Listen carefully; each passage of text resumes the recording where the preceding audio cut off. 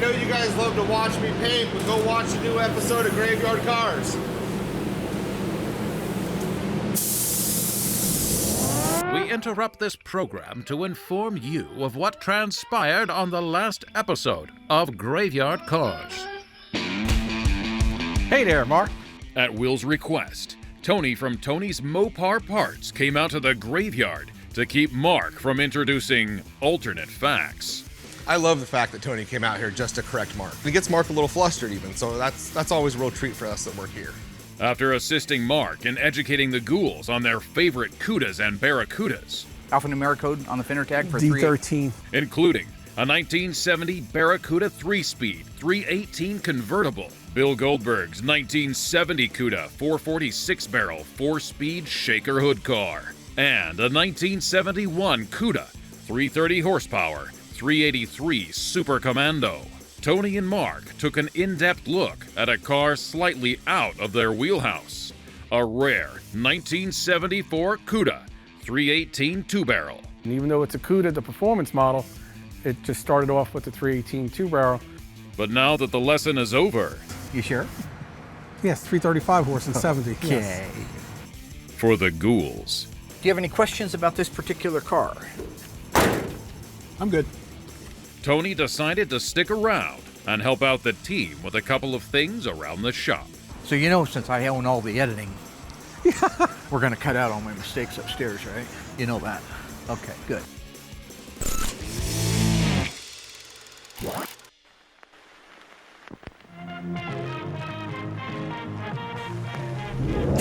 They're coming to get you, Barbara. This time on Graveyard Carz, Mark attempts to trump the Mopar master, Tony D'Agostino, with a once-in-a-lifetime factory faux pas. Or is it a fraud? Have you ever seen anything quite like that? No. Also, the 1972 Duster is nearly complete, and the owner is on his way for the big reveal. But before the very first Graveyard Motors dream car is delivered, the team needs to fire the engine and finish the car's final details. That is, if Mark doesn't get too distracted by Tony.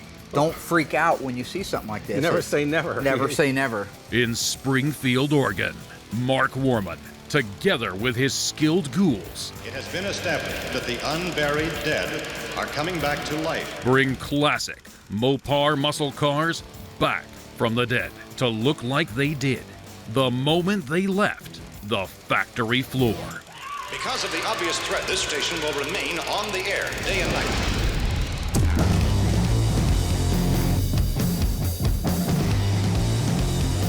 I think we're going to have a good week, my friend. Yes, we are. Do you know why we're going to have a good week? Uh-huh. We're going to get a Duster running. Mr. D is going to be here at the end of the week to take delivery of the 72 Duster. So we got to put the information labels on it, the badging, do the final wipe down and detail. I want to check the stance, the air shocks, make sure everything's doing what it's supposed to be doing. And then we get the big reveal. But this is a really cool thing because it's the very, very, very, very, very first Graveyard Motors car, where he just picks up the phone, boop, boop, boop, boop, boop, boop, boop, boop, boop, boop.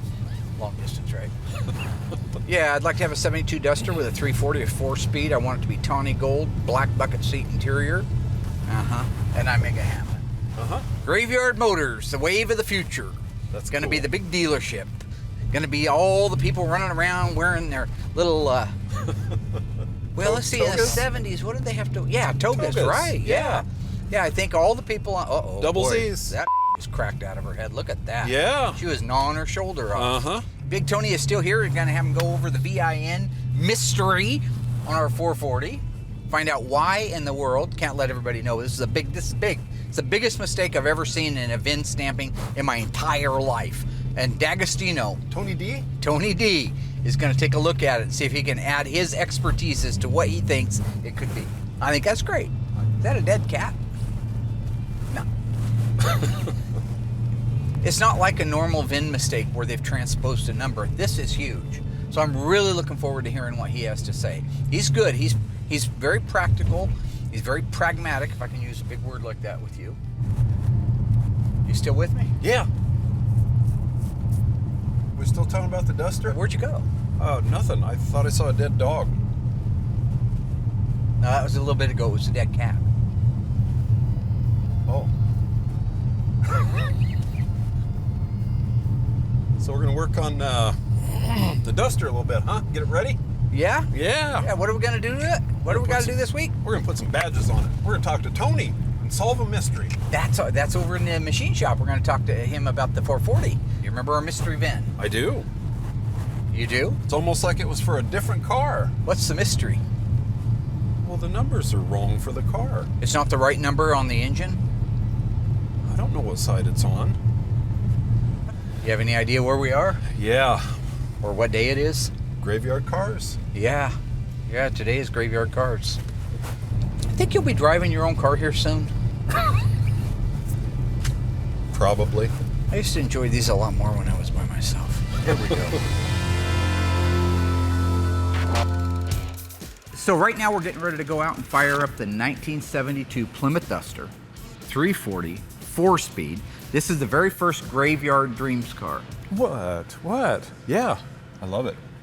Nice car. This car was originally a slant 6 car.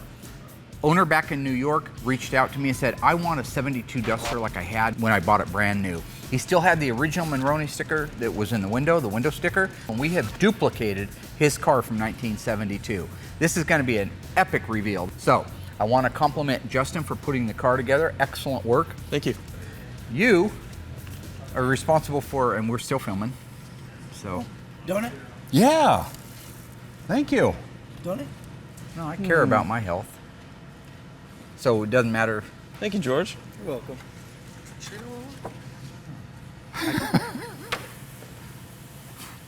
It's like, Thank it's you, like friend. romper room. It's like romper room. Cheers. See, you read about the ongoing cholesterol problem in the country? What? Fat. I can actually hear you getting fatter. Okay, let's roll this thing out. What's break time? Yeah. Can we finish our donut first? God.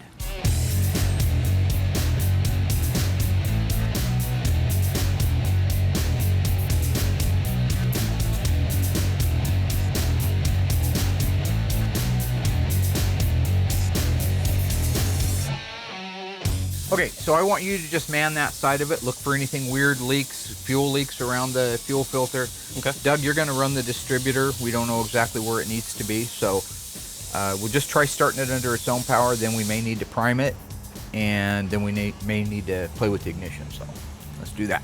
All right. All right. Dang cold. Okay. Contact? Eh.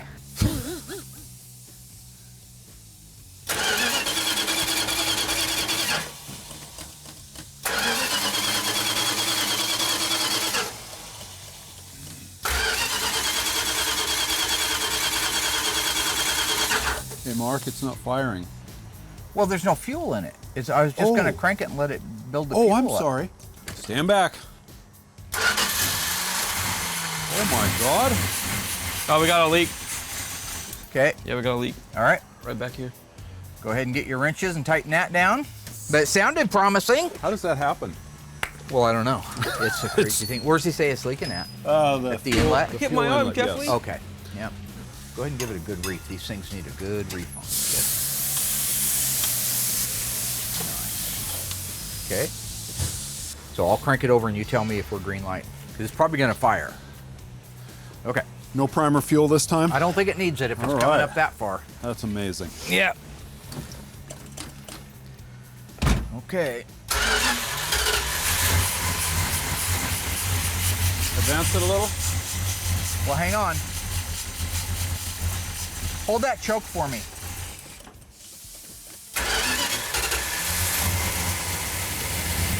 Look at that. Wow. You like that, Justin? Sounds healthy. What? Sounds healthy. What? Oh, it sounds good. Yeah. Listen to that. Fantastic. Yeah. Awesome. Very nice. Awesome. Yeah. Good job. All right. Daddy like when a car starts. Okay, we can pull that baby back inside. They're coming over to do the windshield and the back glass. Okay. Okay with me. Wiper motor should be here tomorrow. I tracked it. That's a good thing. I still got to do decals on it. Still got to do decals. Show these guys a dance move. Show them that one I showed you back in '83. Remember, you take, it's the teapot. Remember? You don't remember you? Teapot. You hands out like that. And you, I'm a little teapot, short and stout. And we did it at the mill camp. Was that you? No. No. Oh, that's right. I remember Doug at the mill camp. That's right. He did the Frankenstein, the zombie. Yeah, he did the zombie. Everybody's out busting a move. You know, it's discos, right? And people are twirling and stuff, and everybody's having fun. And Doug's in the middle of the dance floor. Well, Doug, you could move.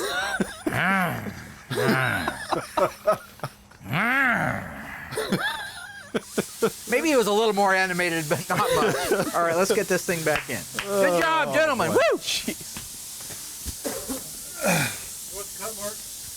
Please. Oh, he's still going. He's still going. I call this one the Ah! Yeah. Winning! Oh boy.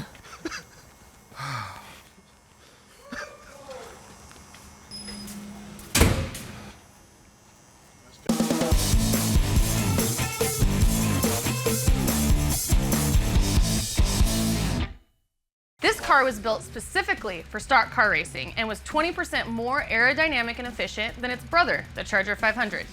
Dodge built 503 of these cars just to meet NASCAR's requirements, and the fact that Richard Brickhouse piloted its very first race during its debut at Talladega makes the Dodge Charger Daytona our Corpse of the Week.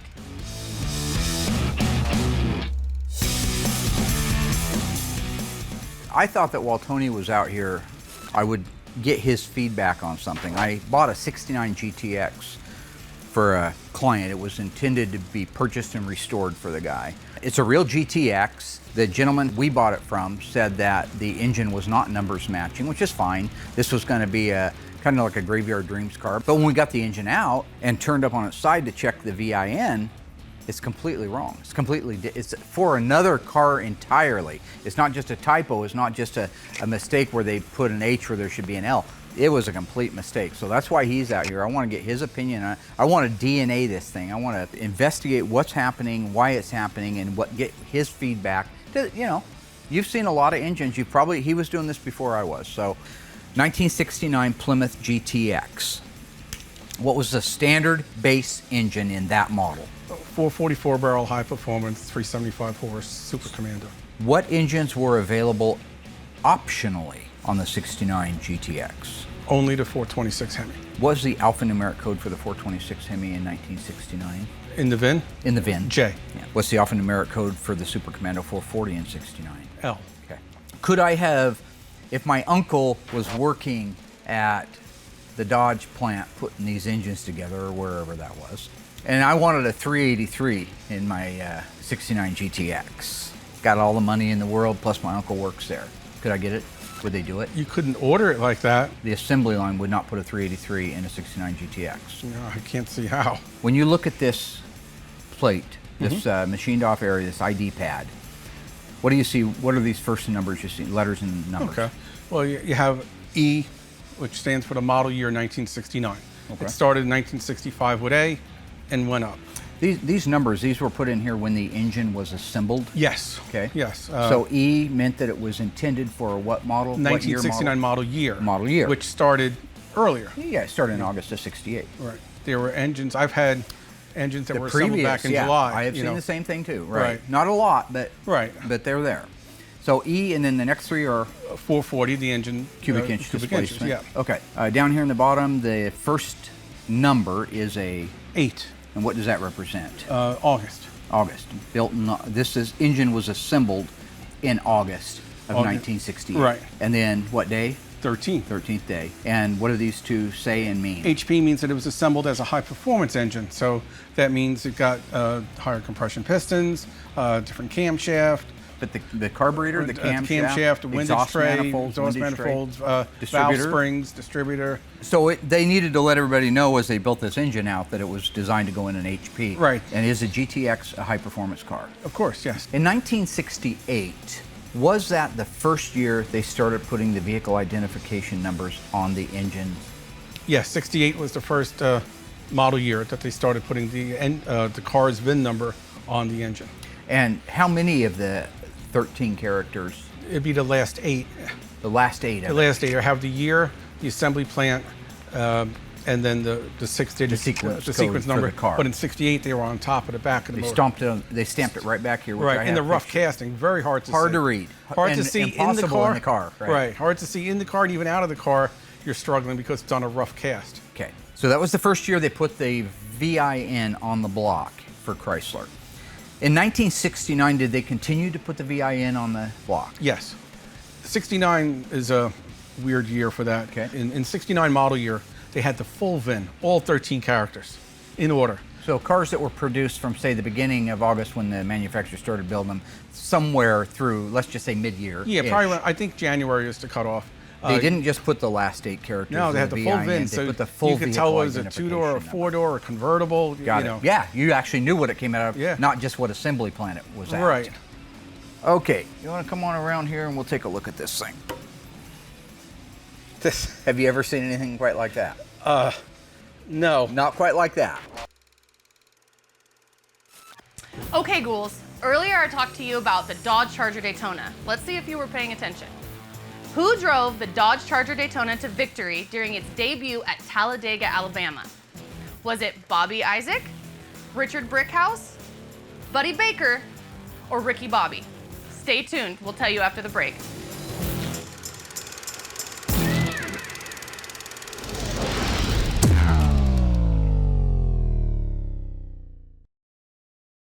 All right, ghouls, so who drove the Dodge Charger Daytona to victory during its debut at Talladega? If you guessed Richard Brickhouse, you're right. Bobby Isaac drove the Charger 500 and also won. And Buddy Baker made history when he became the first driver to be clocked at more than 200 miles per hour on a closed course. And Ricky Bobby, he's from Talladega Nights, guys, come on. Were you not? I know how my dad's starting to feel.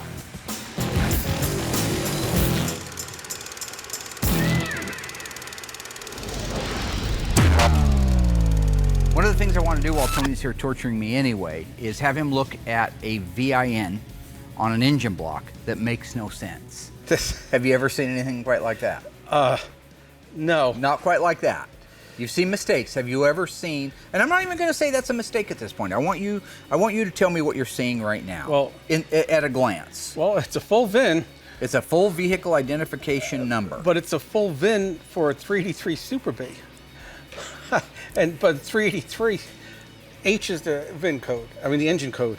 For a 383. For a 383 high performance in 69. What's WM? Right, the W is the coronet body style. Coronet body style is represented by the W. Right. M is the medium price range, which in the coronet body means it's a Super B. Okay. 23 is 2-door hardtop. Okay. H is 383 high performance. How many horsepower? 335. 9 is the model year, 1969. G is the assembly plant, which is St. Louis. And then the sequence number, the VIN to the car, 108614. Okay. If you were to raise this up in the air and only have the ability to look at it from the bottom, maybe you couldn't even see the casting numbers very well, and you saw that stamped in there, you'd think you're looking at a Super B, a 69 Super B. If you didn't know anything else, if I just brought you out with blindfolders and I said, look at that number. Of course. Of course, right? That's what it calls out. But we've already established it's a 69 GTX, which is 440 is the only standard engine in it. Hemi is optional. Right. Okay, here's where things get weird. We've seen situations where one letter is either omitted, 2 letters are transposed, sometimes more than that, maybe 3 letters. These are human beings that are doing this. But this guy not only put a full vehicle identification number to a 1969 Dodge Super B with a 383, which was the standard engine. Right. That same crack shot, amazing person, take a look at the transmission that was bolted up to it. WM 23 H9G 108614. So, not only did he stamp the engine, which is a 440 and could never be mistaken with a 383, I guess unless you were drinking a little bit on the assembly line, but he carried it into the transmission. It should have, this car being very early, the full vehicle identification number to the GTX. Which would have been like an RS23 L9. Yeah. I believe, and you know these parts a little bit differently and better in some ways, I don't mind admitting that. The actual transmission part number, 2892093, is the same for a 383 HP and a 440 HP. And an A12 car also, yes. An A12 would have got it as well. So we know the engine's correct for the car. We just have a discrepancy here in the vehicle identification numbers. Yeah, I'd like to see what the 10,000 day calendar decodes to as far as the date the transmission was assembled. Because when was the engine assembled? August 13th. August 13th of 1968. So this should be in the same approximate So we would area. think that this one would have been about the same time. Right. All right, let me get my book and we'll check it out.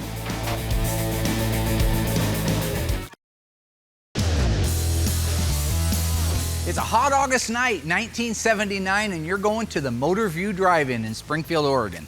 Now you're going there because Cousin Dougie's dad, Uncle Doug, works there and he gets you in for free. Your two choices to drive to the theater: 1964 Dodge A100, 1971 Cuda 340 convertible.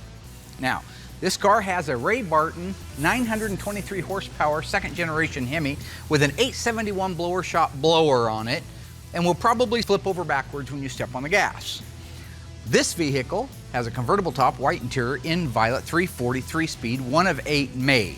Which one of these vehicles do you take to the show?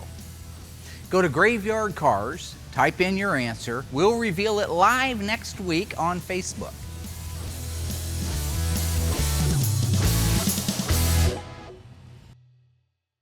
So far, the team fired up the 1972 Duster, and Mark introduced Tony to a car with a mysterious VIN. Have you ever seen anything quite like that? No. Still to come, Tony and Mark continue to dissect the VIN, determining if it's a fraud or a once-in-a-lifetime oddity. Don't freak out when you see something like this. Never say never. Never say never. And the owner of the 1972 Duster arrives for the reveal of the very first Graveyard Motors dream car. A lot of people couldn't care less about it, but to him it means everything in the world, therefore it means everything in the world to me.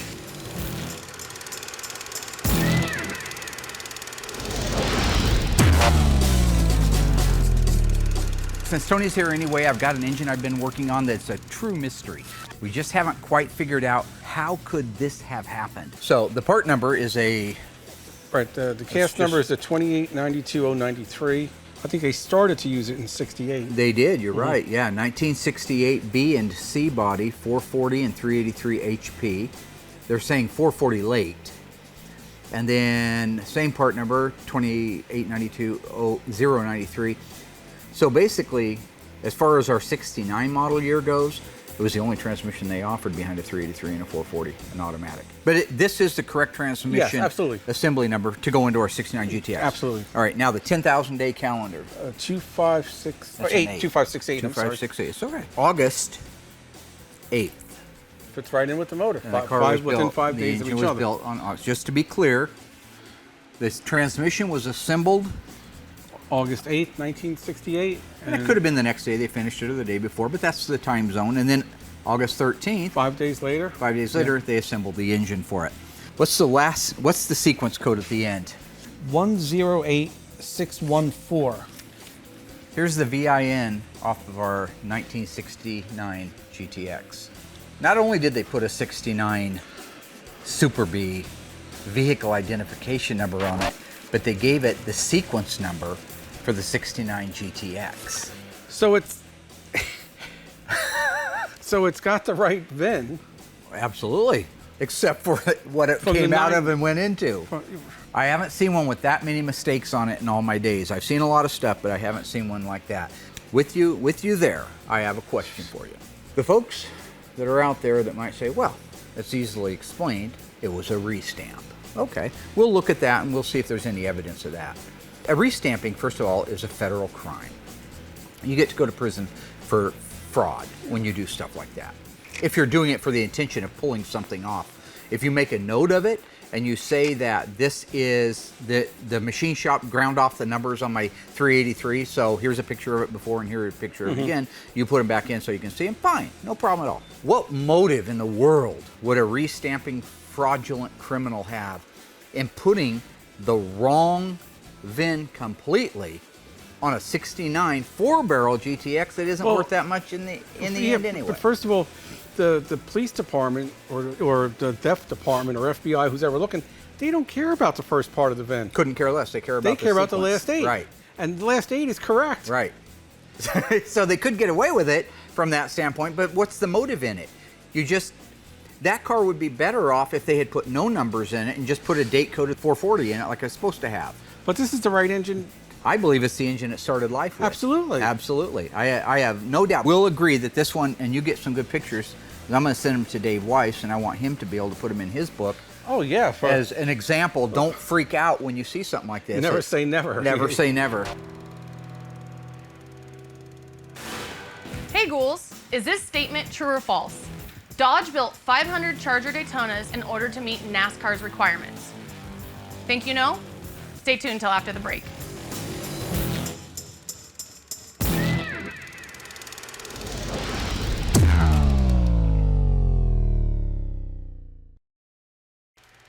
Okay, so did Dodge build 500 Charger Daytonas to meet NASCAR's requirements?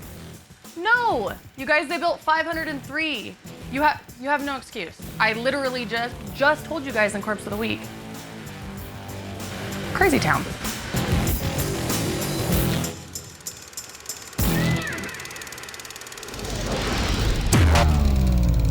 So Tonya and I are in complete agreement. The complete vehicle identification number that is stamped into the side of the block and the transmission match each other, but they have nothing to do with a 69 GTX. So now the question is, why are they there? You can see those milling marks in there, right? Yeah. Swooping down like that. Yep. The milling marks are what's done when the block is being machined.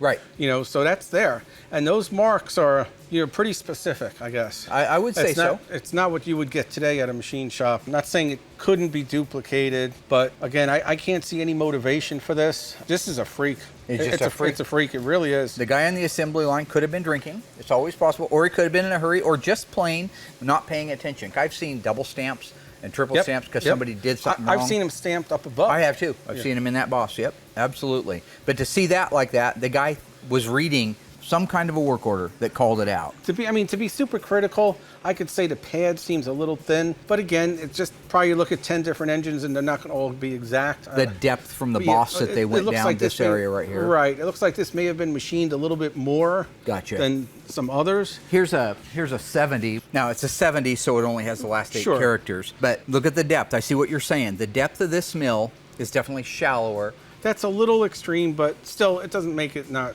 correct. It just, when you see something odd, you're overlooking for stuff too. But the marks in it are consistent with that 10-inch mill head. Yes. So if somebody went later and they ground it down to stamp new numbers into it, you'd lost those milling marks.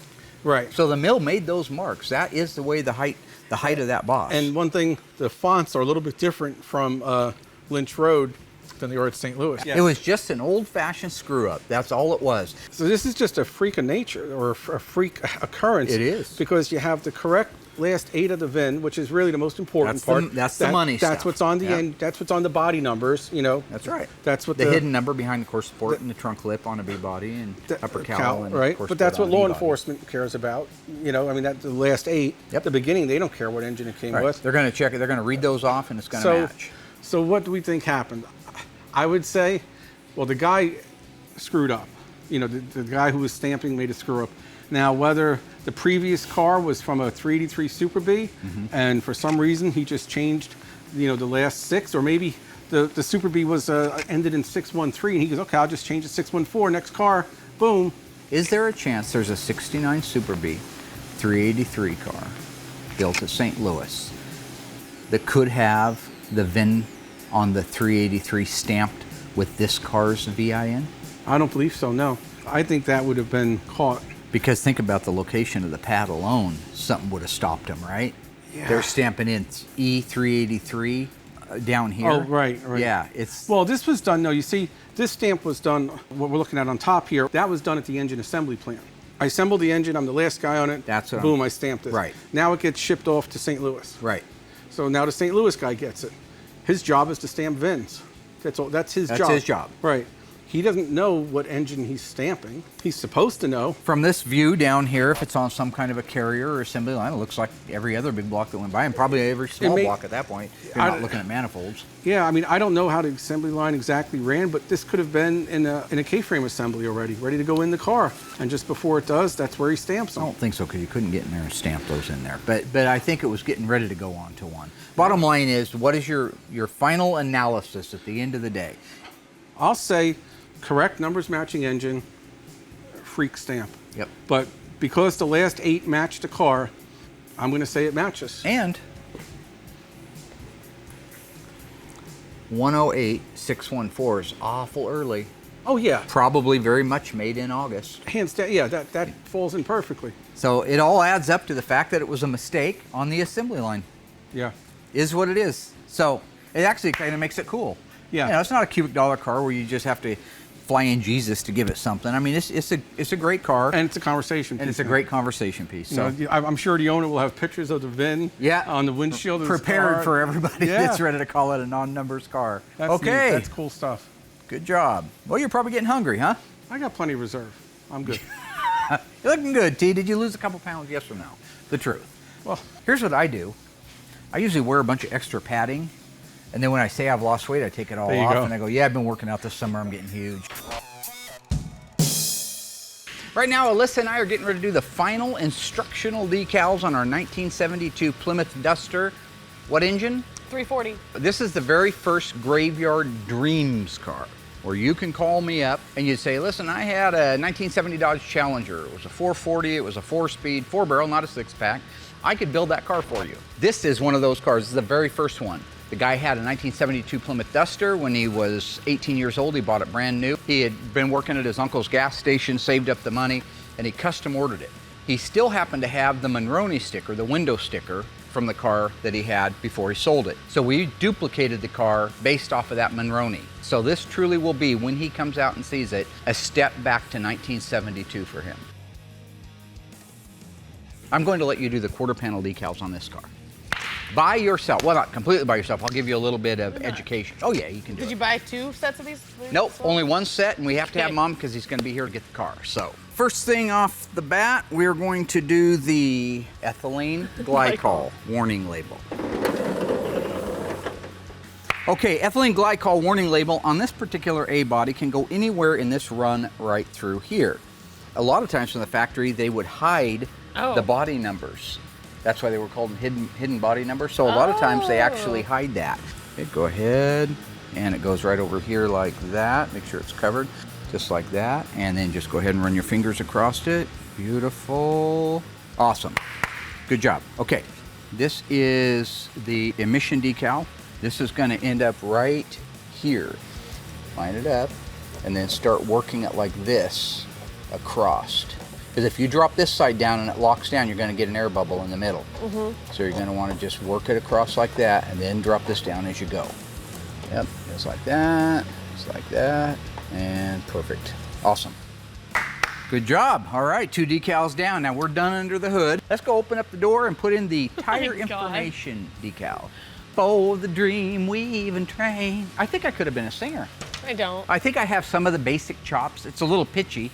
I was a big Stones fan. I had every 8-track up to 1978 in a case in the back seat of my car.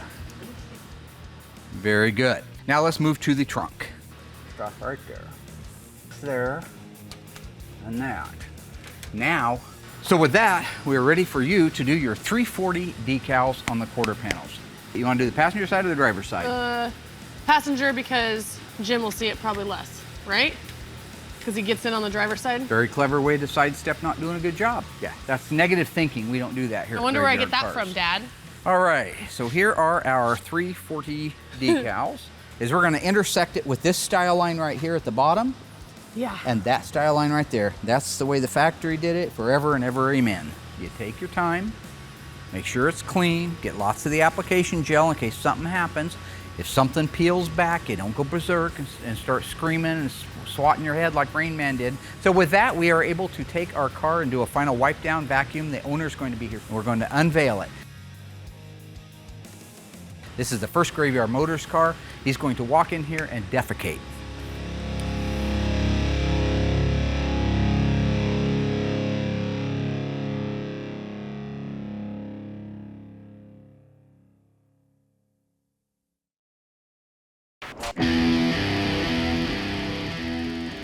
I'm Jim DeLucci. I'm here to see the car for the first time. Mark had it a little over 3 years now, and the reveal is today, so I'm anxious to see the turnout. Okay, here we go, Jimmy. Okay. Little Alyssa, little Willie won't. I'm actually really excited to have Jim come out here on pretty short notice, to be honest. Remember, this is the guy who called me up and said when I was 18 years old, I bought a brand new car. I still have the Monroney, and we were able to build an exact duplicate to that car. So I'm very excited to see him get out here and see his car because I have a feeling it's going to be an emotional time for him. Yes. 17 years old, you go into, what's the name of the dealership? Mahoney Motors. Mahoney Motors. Southport Way in Yonkers. In Yonkers, New York. Your mother's with you. Correct. So are you ready to go back to Yonkers, New York? 1972. Yeah, definitely. All right. First thing we're going to do is turn on the Show Car Pro wheel lights. Wow. Oh. Starting to see some detail under the car? Yes. Okay. Next thing we're going to do, turn on the park lamps. Wow. Headlamps. Oh. We're going to do house lights on 0. 3, 2, 1. House lights. Wow.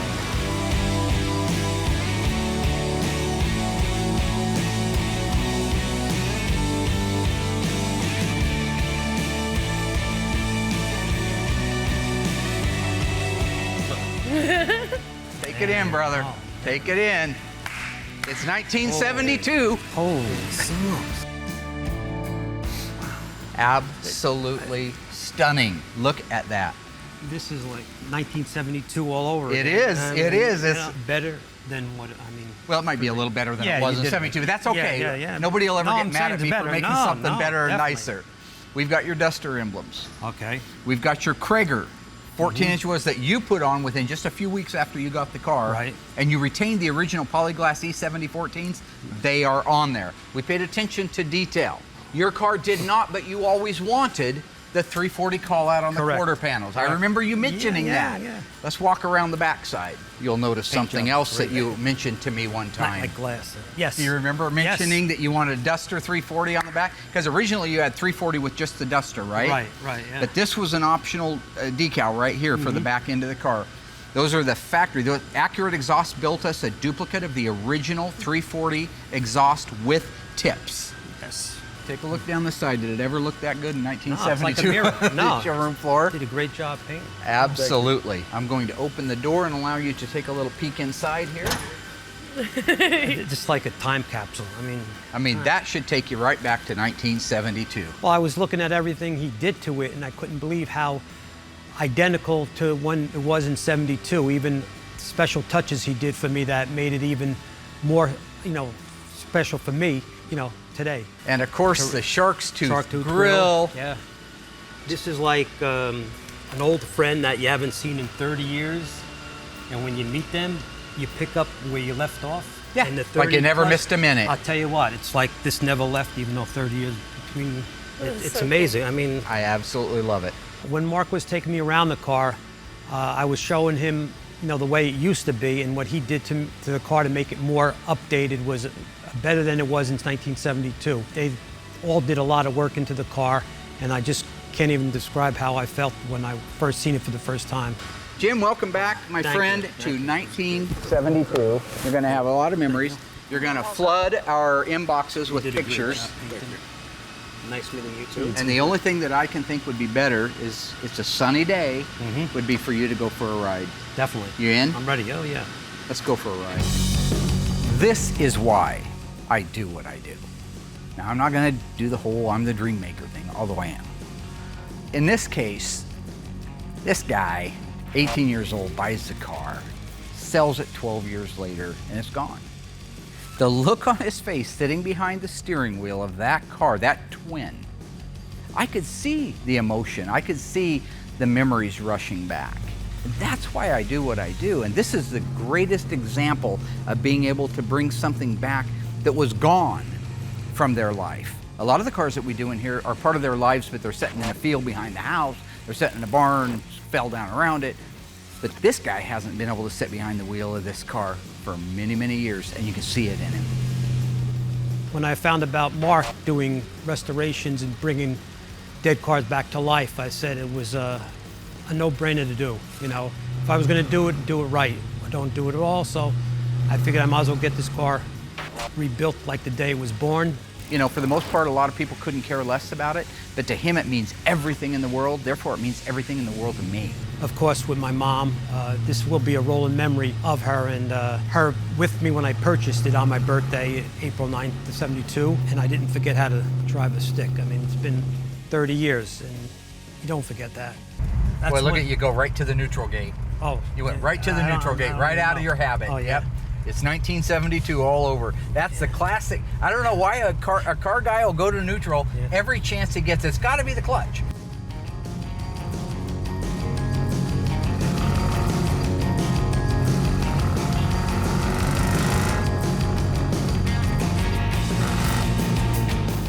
Jim is like a little kid driving this car down the road. Absolutely, it cracks me up. He was 18 years old again.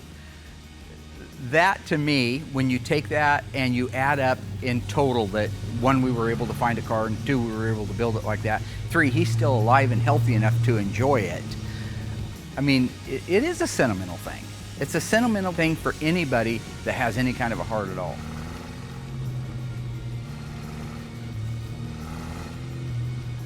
You know, words are beyond the way I feel about the job they did. A phenomenal job that I think that this was the greatest choice I ever made of picking him to do it. And they were all fantastic to me, and you know, something I'll never forget. Felt like it's like a new family I met. You know, and I'll always keep in touch, pictures of the car and everything else. Graveyard Motors, Graveyard Dreams. Very first time ever, we were able to buy the car, have it restored, and make his dreams come true. How much better does it get than that?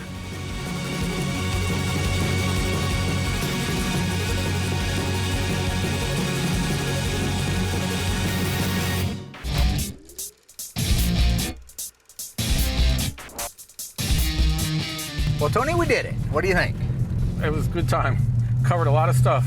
I would like to say thank you very much for spending time on the 440 Bizarro world, yes. as Seinfeld would call it. That was VIN. That was something I'd never seen anything that extreme before. That was really... You and I have been doing it our entire lives, and I've looked at a lot of mistakes. I've seen even our Phantom Cuda. The last two digits were transposed. Happened all the time. Yep, but I've never seen a full VIN. A full intentional from VIN. a 383 car, but the last half of the VIN is correct for the car, and the first half is a total different vehicle. It's weird. You know. And yet has all the supporting DNA that it really happened on the line. Oh, absolutely. Yeah. That's pretty cool. That's that was an eye-opener on that for me. That was... I appreciate you not letting me know you're coming out, so that was kind of cool. Always fun. That's the best way. Yeah, I got my spies in the shop. Yeah, I see that now. Judas, Mr. Iscariot himself was in on that one. That's fine. Great. You notice how we're stopping and the train's coming this way? I'm not driving, Bye-bye, buddy. Tone.